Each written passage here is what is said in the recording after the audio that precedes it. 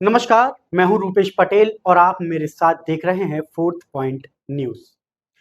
दुनिया की सबसे अहम समुद्री लाइफलाइन कहे जाने वाले स्टेट ऑफ हॉर्मुज को लेकर आया ट्रंप का यह बयान सिर्फ एक चेतावनी नहीं, बल्कि सीधे सीधे युद्ध का बिगुल माना जा रहा है। आखिर क्यों ट्रंप के इस ऐलान से ईरान लाल हो चुका है और कैसे ये तनाव पूरी दुनिया को एक विनाशकारी युद्ध की तरफ धकेल रहा है, आज इसी महासंकट पर होगी पूरी अपडेट। बने रहिए हमारे साथ। पश्चिम एशिया में जारी तनाव बेहद खतरनाक मोड़ पर पहुंचता दिख रहा है। दुनिया की सबसे अहम समुद्री लाइफलाइन माने जाने वाले स्ट्रेट ऑफ हॉर्मुज पर अमेरिकी राष्ट्रपति डोनाल्ड ट्रंप के नए ऐलान ने पश्चिम एशिया में भड़क रही युद्ध की आग में घी का काम किया है और इस पूरे संकट को और गंभीर बना दिया है। अमेरिकी राष्ट्रपति डोनाल्ड ट्रंप ने ट्रुथ सोशल पर स्ट्रेट ऑफ हॉर्मुज को लेकर बड़ा बयान दिया है, जिससे ईरान भड़क गया है। ट्रंप ने कहा, हॉर्मुज स्ट्रेट खुला है और खुला रहेगा, ईरान रहे या ना रहे, हम ईरानी नाकेबंदी को फिर से लागू कर रहे हैं। इसे यह नाम इसलिए दिया गया है क्योंकि ये केवल ईरान के जहाजों या ग्राहकों के आने जाने को रोकती है। बाकी सभी देश इस जलडमरू मध्य का निष्पक्ष और खुला इस्तेमाल कर सकेंगे। अब से अमेरिका को हॉर्मुज स्ट्रेट का संरक्षक माना जाएगा। साथ ही निष्पक्षता के नाते दुनिया के इस बेहद संवेदनशील इलाके में सुरक्षा और हिफाजत का काम करने के लिए होने वाले आवश्यक खर्चों की भरपाई के तौर पर यहाँ से गुजरने वाले सभी कार्गो पर 20% की दर से शुल्क लिया जाएगा। ये प्रक्रिया और व्यवस्था तत्काल प्रभाव से लागू हो जाएगी। स्टेट ऑफ हॉर्मुज सिर्फ एक समुद्री रास्ता नहीं है, बल्कि ग्लोबल इकोनॉमी की बोनस है, जिसके दबते ही पूरी दुनिया में हाहाकार हो जाता है। ऐसे में ट्रंप का ये रुख, ईरान का भड़का हुआ गुस्सा पश्चिम एशिया को किस मोड़ पर ले जाएगा?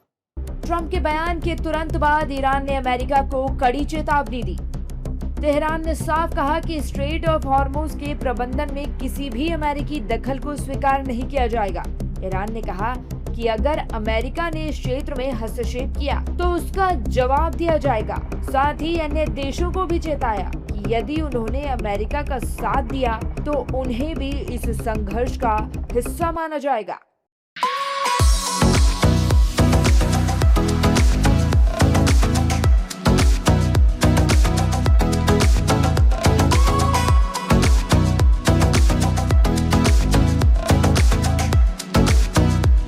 इसी बीच अमेरिका ने लगातार तीसरी बार ईरान के सैन्य ठिकानों पर बड़े हमले किए हैं। अमेरिकी सेंट्रल कमांड के मुताबिक रविवार को मिसाइल ठिकानों, ड्रोन बेस, नौसैनिक अड्डों और संचार केंद्रों सहित करीब 140 सैन्य ठिकानों को निशाना बनाया गया। इस हमले के बाद गुस्से में लाल ईरान ने operation eye for an eye launch किया और कुवैत, बहरीन और जॉर्डन में अमेरिकी सैन्य ठिकानों पर मिसाइलों और ड्रोनों की बारिश कर दी। इस बढ़ते तनाव के बीच ब्रिटेन ने भी बड़ा कदम उठाते हुए ईरान के इस्लामिक रिवॉल्यूशनरी गार्ड कॉर्प्स को आतंकवादी संगठन घोषित करने का फैसला किया है। ब्रिटिश सरकार का कहना है कि राष्ट्रीय सुरक्षा को देखते हुए ये निर्णय लिया गया है। वहीं दूसरी ओर मीडिया रिपोर्ट्स के मुताबिक डूम्सडे प्लेन के नाम से मशहूर रूस का विशेष TU-21-4PU airborne command aircraft Tehran पहुंचा है। रक्षा विशेषज्ञ इसे रूस की ओर से ईरान के लिए एक अहम रणनीतिक संदेश मान रहे हैं। पश्चिम एशिया में गंभीर होता संघर्ष अब भारत समेत पूरी दुनिया की चिंता बढ़ा रहा है। फिलहाल दुनिया की नजर इस पूरे घटनाक्रम पर टिकी है। सबसे बड़ा सवाल यही है कि क्या ये तनाव कूटनीति के जरिए थमेगा या फिर हालात दुनिया को तीसरे विश्व युद्ध की ओर धकेल देंगे। फिलहाल आज की इस बड़ी महाकवरेज में इतना ही और आप मेरे साथ बने रहिए और देखते रहिए फोर्थ पॉइंट न्यूज।